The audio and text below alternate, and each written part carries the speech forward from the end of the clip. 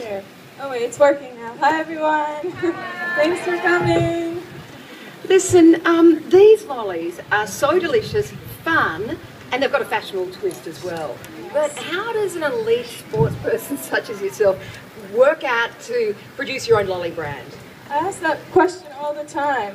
It's funny because ever since I was young and I would finish practice, like the first thing I wanted was a lollipop, you know, as my little treat. And I've always had that sort of, you know, kind of idea of, okay, after a good day or after a good practice or a good workout, you always treat yourself to something sweet. And 2 years ago when the name Sugarpova came about and my passion for sweets and just food in general, I'm a big foodie, I really wanted to own this and start this venture on my own. Well, congratulations. Now tell us about the name Sugarpova. Well, it's fun. Someone actually came up with it in a meeting, and my manager presented to me, and I just started laughing. I was like, oh wow, that's really silly, that's funny. And then I was like, oh, I think this can actually work, and here it is.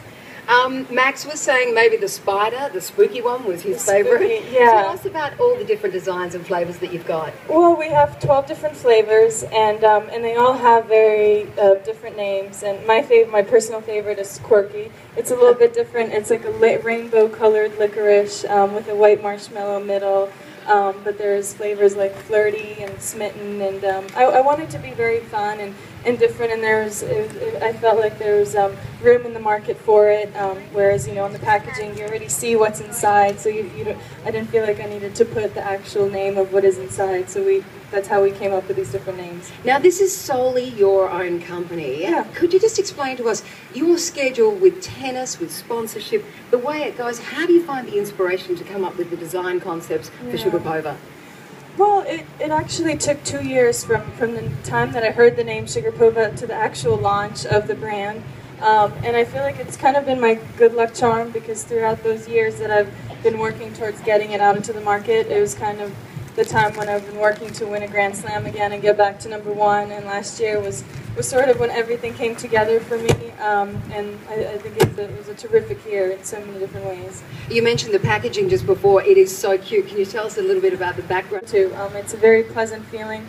I don't know if it's because summertime and you know school and just a little bit more holiday and everyone's just in a very good mood. Well, the Open is going to be an absolute classic. What excites you most about it? Oh, competing. You know, the Grand Slam stage is the biggest stage as a professional athlete, and to be able to go out on center stage and compete in front of thousands of people, it's like a dream come true, and I've loved it ever since I stepped on a center court. Well, the motivation that you have to be in the position that you're in is incredible. How does that compare with the motivation for Sugarpova? Well, it's so different. You know, tennis is my daily job, and I love waking up in the morning and wanting to be a better tennis player and going out and practicing. And this is such a different business venture than anything that I've ever done with the candy. It's much more business oriented, whereas, you know, tennis, you have to go every single day and push yourself and drive yourself, no matter, you know, if you're in the cold winter, if you have to wake up early or your match is first on, and there's a lot of different sacrifices. But in the candy business, it's a little bit more different. It's a longer time to set up, but once it's out in the world, sometimes there are not so many things that you can do during the time that it's out there. Ladies and gentlemen, boys and girls, I know you are bearing up so well in the heat, so just one final question, if you would, because I know Maria would like to meet as many of you as possible.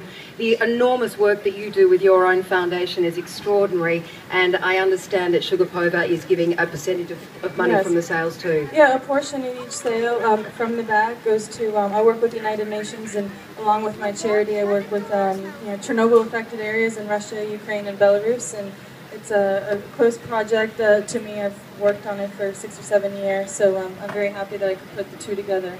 And this is day one of Sugarpova on sale here in Australia. Yes, exactly. David Jones, davidjones.com, and also at the Crown gift shop here. So yes, come and enjoy it.